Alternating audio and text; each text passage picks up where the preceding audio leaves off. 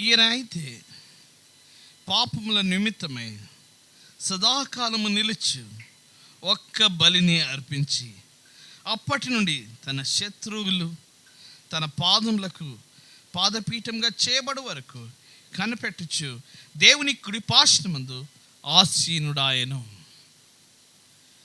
కృప నిమిత్తం ప్రభు వైపు చూద్దామండి. ప్రేమగల తండ్రి, మేము ఆరాధించినట్లు ఆత్మతో సత్యమతో తండ్రి ఇంతవరకు ప్రైజ్ అండ్ వర్షిప్లో మీరు చూపిన కృపను బట్టి నీకు వందనాలు చెల్లిస్తున్నాను తండ్రి. సత్యంతో ఆరాధించినట్లుగా నీ వాక్కుతో మాతో మాట్లాడమని యేసు నామమున అడుగుచున్నాము తండ్రి, ఆమేన్. మనం పాత నిబంధనలో చూసినట్లయితే ఆదాము అవ్వలు పాపం చేసినప్పుడు ఒక్క గొర్రెను దేవుడు వధించి వారి యొక్క పాపములకు పరిహారార్థమై తను బలియాగం చేశాడు. బలి పశువు ఆ యొక్క వధింపబడి రక్తము కాచుట చేత వారి యొక్క పాప వైరస్, మన dirty hands, dirty heart, dirty mind sanitise చేయటకై యేసు తన రక్తమును కార్చాను. ఆది కాండములో ఒక బలి అర్పణ ఒక వ్యక్తికి.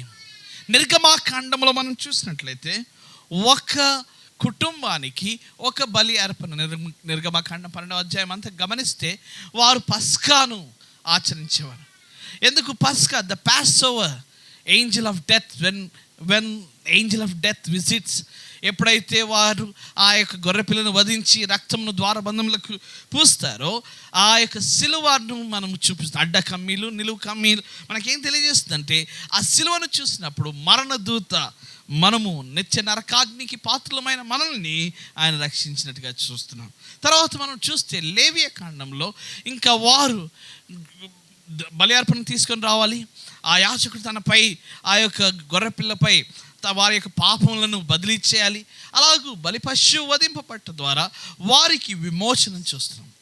అయితే క్రొత్త నిబంధనలో ఒక్క గొర్రెపిల్ల ఒక లోకానికి. ఆది కాండంలో ఒక్క వ్యక్తికి ఒక బలి అర్పణ, నిర్గమాకాండంలో ఒక కుటుంబానికి ఒక బలి అర్పణ, లేవియ కాండంలో ఒక గోత్రానికి ఒక బలి అర్పణ. తర్వాత యోహాను 1:29 మనం చూస్తే లోక పాపములను మోసుకొని పోవు దేవుని గొర్రెపిల్ల యేసు క్రీస్తు ప్రభువు వారు ఒక్క మారే, once for all, he has settled the matter. He has offered himself as a propitiation, an atonement and a sacrifice. బలి అర్పణ గాను, ప్రాయశ్చిత్తం గాను, ఆయన క్రయధనము గాను యేసు క్రీస్తు ప్రభువు వారు పాప పరిహారార్థమై తాను బలి పశువుగా, శిశువుగా ఈ లోకానికి వచ్చి చనిపోయాడు. తను ప్రధాన యాజకుడు ఒక్కసారే వెళ్ళాలి. సంవత్సరం అంతట్లో ఒకే మారు పరిశుద్ధ స్థలానికి వెళ్ళాలి. అతి పరిశుద్ధ స్థలం వారు ఆవరణాన్ని కలిగి ఉండేవారు. అంటే ఆరాధించేవారు బలి పశువుని తెచ్చే ఆవరణంలోనికి వచ్చేవారు. తర్వాత పరిశుద్ధ స్థలానికి వచ్చేవారు. పరిశుద్ధ స్థలం తర్వాత అతి పరిశుద్ధ స్థలం తెర వెనక ఉండేది. ఆ తెర వెనకకు వెళ్ళడానికి ప్రధాన యాజకుడు ఒక్క మారే, once in a year, only one time he has to go. ఒకే మారు వెళ్ళాలి. కానీ యేసు క్రీస్తు ప్రభువు వారు ఆ మధ్య తెరను చించుట చేత, అది పైనుంచి క్రిందికి నడిమికి చినుగుట చేత మనము ఇప్పుడు ఏ సమయం అందైనను మనం గురువారం చేరాము. ఆల్మోస్ట్ ఈ వారం అంతా దినం మార్చి దినం కూడుకున్నట్టుగా ఉంది. గురువారం చేరుకున్నాం, మనం బలను విరిచాం, ఆయన అతి పరిశుద్ధ స్థలంలోకి ప్రవేశించాం, ఆయన జ్ఞాపకం చేసుకున్నాం, బలి అర్పణను జ్ఞాపకం చేసుకున్నాం. ఆయన తన ప్రశస్త రక్తాన్ని తీసుకొని ఆ యొక్క పరలోకపు ప్రత్యక్ష గుడారంలోనికి వెళ్ళి హస్తకృత్యములతో మోషే కట్టిన ఆ యొక్క ప్రత్యక్ష గుడారంలోనికి వెళ్ళక తాను తన స్వరక్తమును తీసుకొని వెళ్ళాడు. ప్రధాన యాజకుడైతే ఒక్కసారే వెళ్ళాలి, అది కూడా చాలా పరిశుద్ధంగా వెళ్ళాలి. ఇలాంటి తాడు కడతారు. ఎందుకు? ఒకవేళ తనలో ఏదైనా పాపపు తలంపు వస్తే అక్కడ పడి చనిపోతాడు అది పరిశుద్ధ స్థలములో. కనుక తనను తీసుకుని రావడానికి మరి ఎవరు వెళ్ళకూడదు. కనుక త్రాళ్లతో లాగేవారు. ఆయన శబ్దము చేస్తూ ఉండాలి. దానిమ్మ పండ్లు, అది రక్త శుద్ధీకరణకు మాట్లాడుతున్నాయి. ఆ యొక్క గంట, నేను ప్రభువు యొద్దకు వచ్చాను, ఇదిగో స్తుతించుటకు వచ్చాను అని తెలియజేస్తుంది. ఈరోజు అన్యజనులు అలాగే చేస్తూ ఉంటారు, గంట కొడుతూ ఉంటారు, నేను వచ్చానని. అయితే ప్రభువైన యేసుక్రీస్తు ప్రభువు వారు తన సన్నిధిని మనకు తెరిచాడు. ఆ పైనున్న ఆ యొక్క ప్రత్యక్ష గుడారం, కిందున్న ప్రత్యక్ష గుడారం అది ఒకటైపోయింది. Now I can worship the Lord. నీవు నేను సంవత్సరానికి ఒక్క మారే ప్రధాన యాజకుడు వెళ్ళేవాడు, అతి పరిశుద్ధ స్థలానికి వణుకుతూ వెళ్ళేవాడు. కానీ ఈరోజు నీవు నేను ధైర్యముతో కృపాసనము యొద్దకు మనం వస్తున్నాం. ఎందుకంటే బలిపీఠం ఇలాగ పెట్టెతో ఉండేది. ఆ పెట్టె మీద 2 చెరువులు ఉండేవి. ఒకరిని ఒకరు చూస్తున్నట్టుగా ఆ యొక్క దేవదూతలు ఉండేది. మధ్యలో కరుణాపీఠం ఉండేది. ఆ కరుణాపీఠం మీద ఆయన తను ఆ యొక్క గొర్రె కలంకమైనను, ముడత అయినను, డాగైనను, మచ్చ అయినను లేని గొర్రెపిల్ల యొక్క రక్తము చిందించేవాడు. అయితే యేసుక్రీస్తు ప్రభువు వారు కలంకమైనను, ముడతైనను, మచ్చైనను, డాగైనను, పాపమైనను, శాపమైనను, కన్యపాప, ఆయన జన్మపాపి కాదు, కన్యకకు జన్మించాడు. ఆయన కర్మపాపి కాదు, ఆయనలో ఏ పాపము లేదు. శాస్త్రులను పరిశీలతో సవాలు వేస్తాడు, నాలో పాపం ఉందా రుజువు చేయండి అని. ఆయన జన్మపాపి కాదు, కర్మపాపి కాదు, పాపం వల్ల చనిపోలేదు, పాపుల కొరకు చనిపోయాడు. సర్వలోకాన్ని ప్రేమించి రోమీలో 5:8 సెలవిస్తుంది, మనం ఇంకా పాపులమై ఉండగా క్రీస్తు తన ప్రేమను వెల్లడిపరిచాడు, తన పరిశుద్ధ రక్తాన్ని చిందించాడు. 1 యోహాను 1:7 సెలవిస్తుంది, యేసు రక్తము ప్రతి పాపమును కడిగివేయను. 1 యోహాను 1:9 సెలవిస్తుంది, తాను ఎందరైతే ప్రార్థిస్తారో ఆయన నమ్మదగిన వాడును, నీతిమంతుని కనుక మన పాపమును క్షమించి సమస్త దుర్నీతి నుండి మనల్ని పవిత్రులుగా చేయను. ఈరోజు మనం ఆరాధిద్దాం.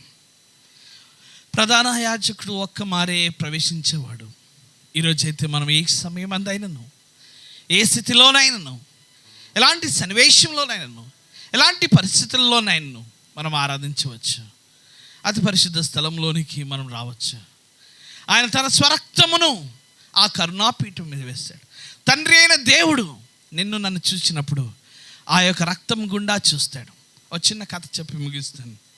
ఒక చిన్న పిచ్చుక ఎగురుతూ ఉందంట. పెద్ద గద్ద దాన్ని వెంబడిస్తుంది. చాలా వేగంగా వచ్చేస్తుంది. ఒక్క గుట్టుకునే తినేస్తుంది. మంచి బ్రేక్ఫాస్ట్ అనుకుందో, మంచి లంచ్ అనుకుందో, మంచి డిన్నర్ అనుకుందో, బోటి కబాబు. అయ్యగారు చాలా ఫేమస్, క్రిస్టఫర్ గారు.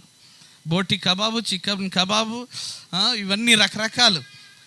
Chicken tikka, mutton chicken 65, mutton 75, fish 95, prawns 105. ఇవన్నీ ఉంటాయో లేవో నాకు తెలియదు. ఏమండి, అది ఒక్కసారి మింగేద్దాం అనుకున్నా. ఈ చిన్న పిచ్చుక భయపడుతూ ఎక్కడికి వెళ్ళిందంటే, అది అప్పుడే ఎవరో తెరిచిన ఆ యొక్క షోరూంలోకి వెళ్ళిపోయి వణుకుతూ అలాగే ఉండిపోయింది. ఇంకా గద్ద చాలా దగ్గరకు వచ్చేసింది. అది వచ్చి ఒక్కసారి మింగుదామంటే అది రాలేకపోతుంది. అలా వచ్చింది మింగేద్దాం అనుకుంటుంది, రాలేకపోతుంది. కారణం ఏంటంటే ఈ పిచ్చుకకి తెలియదు, ఈ గద్దకు ఈ పిచ్చుకకు మధ్యలో ట్రాన్స్పరెంట్ గ్లాస్ ఉంది. అది మింగేద్దామని అది వచ్చేస్తుంది, ఈ పిచ్చుక వణికిపోతుంది. కానీ మధ్యలో యేసుక్రీస్తు రక్తము నీకు నాకు మధ్యలో ఉంది. ఈరోజు మనం ఆరాధించవచ్చు. తండ్రి అయిన దేవుడు నిన్ను చూచినప్పుడు ఆయన నిన్ను శపించకుండాను, ఆయన నరకానికి పాత్రలుగా చేయక, ఆయన కృపకు పాత్రలుగా చేసి ఆ కరుణాపీఠం మీద చిందింపబడిన చిలకరింపబడిన రక్తము గుండా నన్ను చూసి, అందుకే అంటాడు, ధైర్యముతో కృపాసనం యొద్దకు వద్దాం. ఆరాధిద్దామండి. ఒక సహోదరుడు, ఒక సహోదరి ఆరాధన చేద్దాం.